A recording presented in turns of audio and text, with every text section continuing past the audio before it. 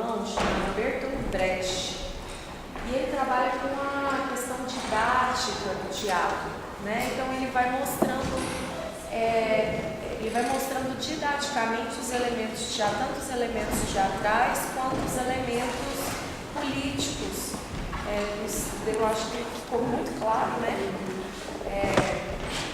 Então eu penso que talvez a gente pudesse ouvir da plateia, se a plateia também quiser se posicionar, só se vocês quiserem, né? Não tem necessidade de ser uma obrigação, mas assim, do que vocês notaram da peça, do que talvez a gente pudesse discutir.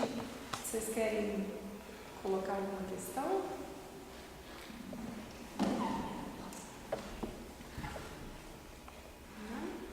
Não precisa brigar, falar.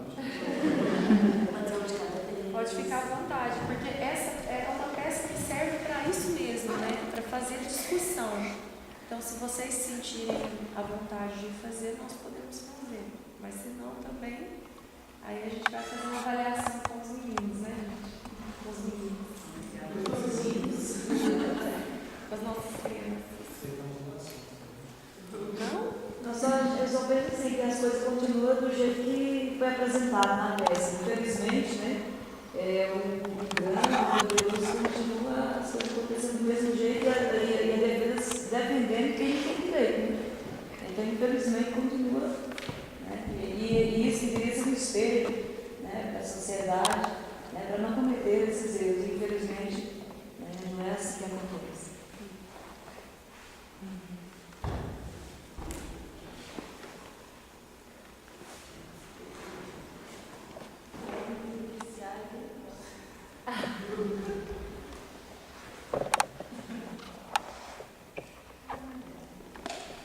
Mas é um problema a gente falar das contradições do judiciário?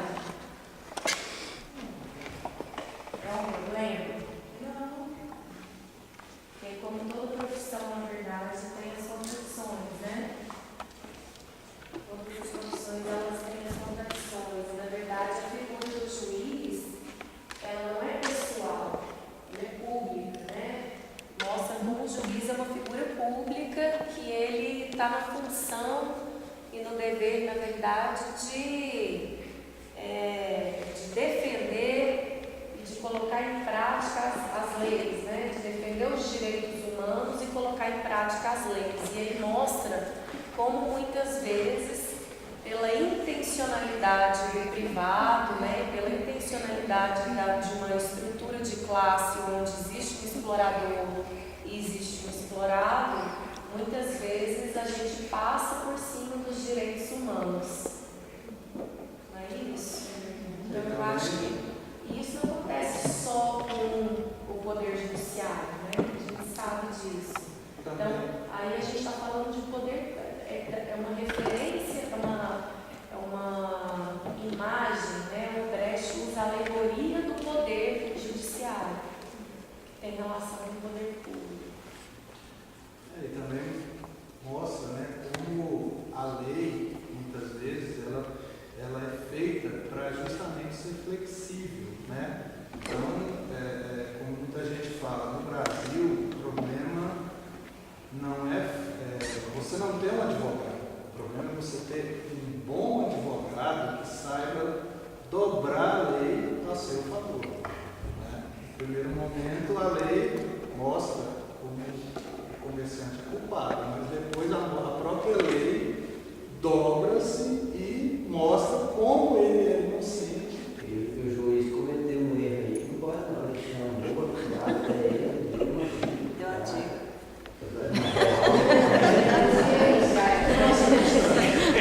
O jeitinho brasileiro, né?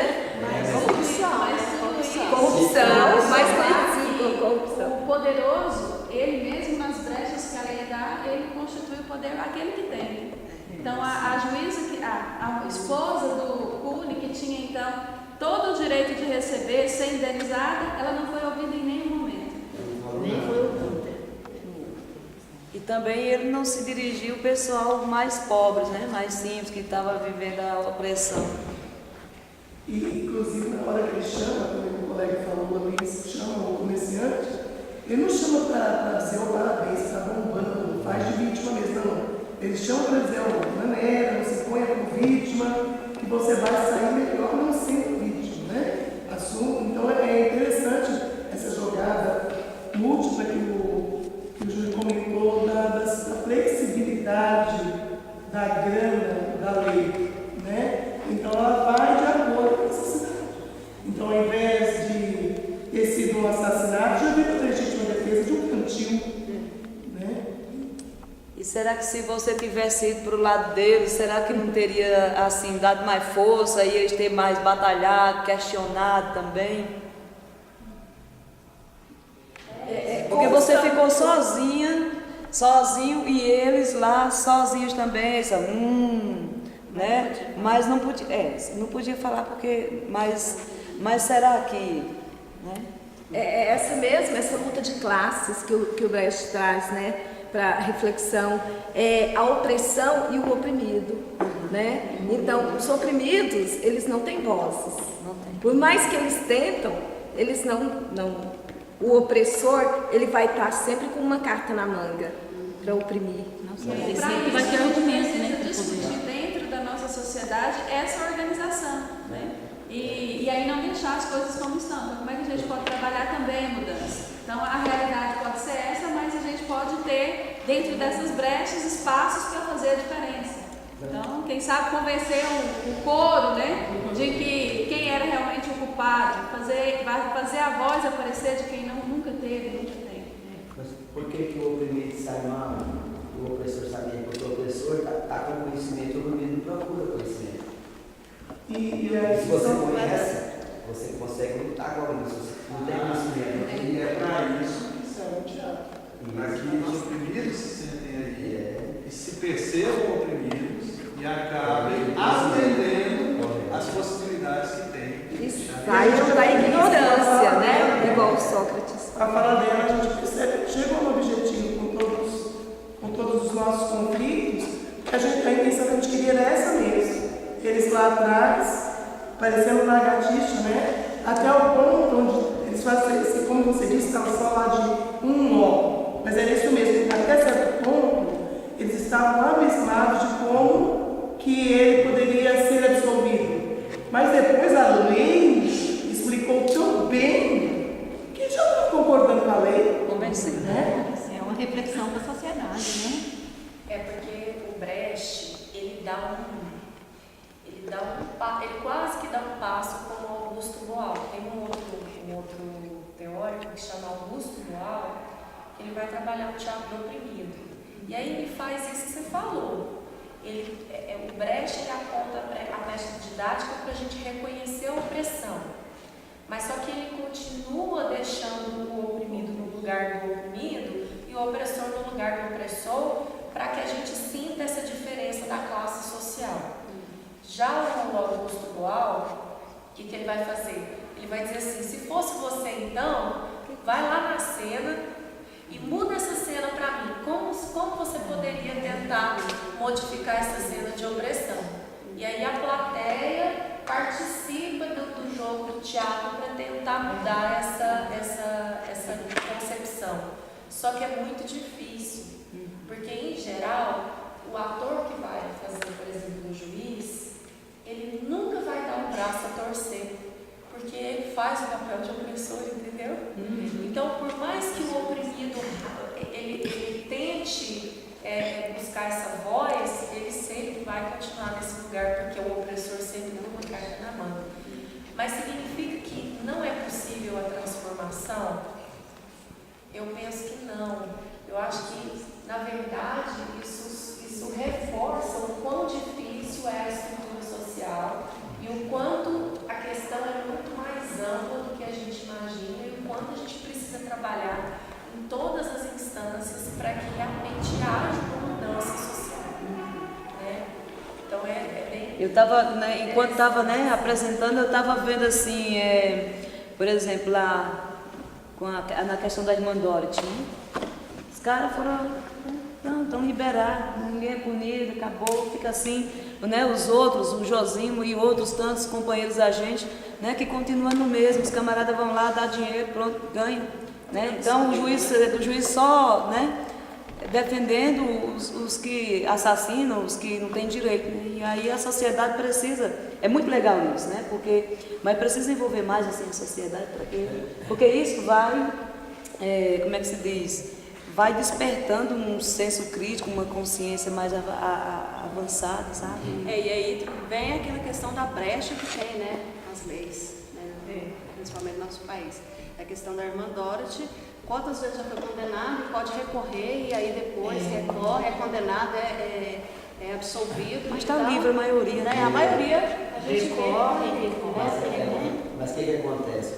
Os mais poderosos conseguem colher mais material por exemplo, de defesa, e o que está do lado do oprimido, por exemplo, pelo medo, né, pela opressão mesmo, não tem coragem de ir lá e argumentar, levar provas para defender aquilo. Então, quem colhe mais provas a favor do juiz que está lá, ele não conhece fato, não conhece a pessoa, não conhece ninguém. Não, ou então ele tem aquele advogado, né? Isso, mas é advogado. O oprimido não tem. Tem medo também. Não tem condições. Porque se matou aquele lá, vai matar também. Eu não vou lá não, né? É isso. Não tem informação boa, não tem coragem de ir lá. Verdade. E a sociedade se cala, né? É assim mesmo, deixa assim, já era sempre assim, continua assim mesmo. Na totalidade da peça, o estalajadeiro, ele recomenda ao guia que não mostre a prova de que o carregador não tinha pedra nenhuma, não tinha intenção nenhuma de matar o comerciante, pelo contrário, queria ajudar ele. Ele recomenda ele para não mostrar isso, porque ele seria prejudicado, ninguém mais ia contratar ele. Exatamente. Né? É o que acontece muitas vezes numa cidade pequena, quando um empregado resolve ir para o Ministério do Trabalho reivindicar seus direitos. Ele até consegue seus direitos, etc. Mas também nunca mais consegue trabalhar. Aí pronto. Eu achei interessante também, né, quando a polícia vai se informar, né, dos dois lá, e quem se mete, quem vai na frente é o camarada que está guiando, né, então, que está batendo, que está, né, então, e a polícia deixa. Quando eu de bonzinho, eu estava sendo ficou caladinho. A sociedade que vive, né? Porque a polícia até tenta intervir, né, na hora ali, ver o conflito e de repente o comerciante tem uma lábia tão importante ali que o policial pergunta para, né, os que estão acompanhando ali e eles ficam com medo, viu a reação do público que está acompanhando, né, a caravana? O medo, né, de representar, de falar a verdade, né? Se não tem queixa, não registra nada, né? Acontece tudo normal, o comerciante segue normal e depois, espancando e batendo. E isso acontece bem ali, com os trabalhadores que vêm cortar a cana. Aí chega o Ministério do Trabalho, aí eles... Que a gente vive, né? Pois acontece isso. E legal também, mesmo depois de morto, e isso acontece na realidade, não sei quem já viu aquele caso da Zuzu Angel, do Sturt, ele mesmo depois de morto, ele foi julgado e foi, né, depois, ele não foi condenado, mas aqui o abençoado, mesmo depois de morto, ele é julgado e foi condenado mesmo, né? A pena continua, né, para o oprimido. Continua pagando a pena. Exatamente. E o nosso, eu quero aproveitar. Ele ser uma exceção à regra. Ou seja, a regra é ele ter raiva, ele ser agressivo, ele detestar o patrão. Como ele era um cara que tinha, né, uma certa inocência, né, e ele queria fazer o bem ao patrão, ele foi morto e foi condenado justamente por ser uma exceção à regra. Que é o que o Brecht tem que mostrar, que nós temos uma estrutura social em que existem regras também. E quando você tenta ser exceção, isso pode te levar, né, a desagradar o estabelecimento, do governo, das, né, instituições sociais, e você pode acabar com Isso que o Júlio está falando é bem engraçado, que eu que faço uma cena com ele, a gente queria passar Porque o oprimido, ele não tem nem direito de ser feliz. Porque eu mesmo carregando no caso o oprimido, o Cule carregando, ele estava cantando, ele estava feliz porque ele estava trabalhando e ganhar dinheiro. Mas essa felicidade incomoda os poderosos. O comerciante ficou incomodado porque não podia, não pode, né? Então, qual seria a regra? A regra seria ele ficar triste. Ele está sofrendo, ele está sendo espancado, mas ele está feliz. Então, é a exceção, a felicidade. Mas a regra é continuar com a cabeça baixa, né? Porque é dominado. Mesmo doente. Eu acho que a peça também, assim, o objetivo dela é apresentar a realidade social. Mas depois, então, dos ouvintes, de quem está vendo, é ter a consciência para essa mudança. Então, não é na peça que a gente vai trabalhar a mudança, mas é depois da peça como é que a gente pode se organizar em volta dela para a gente fazer diferente nessa estrutura social. A gente, assim, eu acho que com a mobilização a gente pode mudar. Eu acredito que tem que ter mudança, né? Não pode ser assim a vida inteira. E aí a gente sozinho não vai ter voz, mas se a gente junta várias vozes, várias pessoas que falam, que gritam e que dizem que não está certo, a gente pode fazer algo diferente. E denúncias judiciais. Aproveitando a sua fala, assim, é interessante porque eu acompanhei a outra montagem que vocês fizeram também, né, do Brecht, e eu, assim, quero parabenizar todo o público, porque realmente eles conseguem perceber que no teatro eles estão fazendo a defesa de um papel, né? Porque existe uma personagem que é constituída ali, né?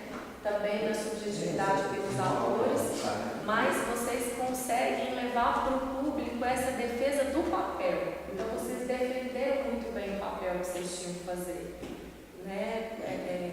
E isso é que o Brecht também fala da peça didática, porque explica tanto essas questões da estrutura social, quanto mostra que no teatro muitas vezes a gente defende um papel. Por isso é que ele contrapõe, né? Ele vai dizer que o teatro dialético é uma contraposição ao teatro burguês, onde você não vai assistir só aquele drama, né? Aquele drama da novela, aquele drama e simplesmente se identificar, mas você vai se identificar e vai estranhar e vai tentar modificar, né? Refletir criticamente sobre aquilo que está sendo apresentado.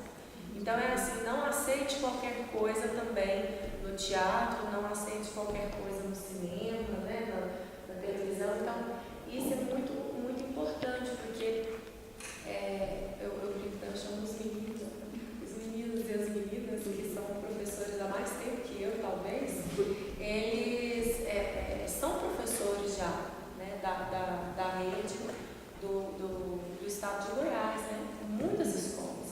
Então isso é fundamental para a gente pensar a própria educação, né? O sistema de educação, como que essas crianças vão ser formadas criticamente. Então, para além de formar uma plateia e atores, formar cidadãos, né? Cidadãos críticos e que saibam também a função do teatro, né? E que saibam também trabalhar com os elementos teatrais. Então, vocês realmente estão de parabéns. Eu acho que eu fico muito feliz e muito emocionada de ver que mesmo à distância, mesmo semipresencial, a gente consegue fazer uma discussão tão rica, né? E isso vem de estudos individuais também, que eu sei, né? Uma parte é coletiva e uma parte é esforço individual, né? Era bom que tivesse assim uma maneira, né, de trazer outras pessoas para participar, né? E um negócio gratuito, bom, né? Interessante. Então, né, leva uma reflexão bem mais avançada. Então, seria bem interessante conseguir, né, mobilizar mais pessoas para vir. Como a professora disse, essa é a nossa segunda apresentação, né? O nosso segundo módulo, né, de montagem. E aí, assim, a gente, na primeira, a gente ficou frustrado, porque a gente tinha como público umas 2 ou 3 pessoas só, né, que foi de volta. Então, uma plateia bem pequena. E aí a gente fez o trabalho bem legal. Aí, dessa vez, então, ficou da gente convidar. E aí eu quero agradecer os participantes, né, que saíram de suas casas, vieram.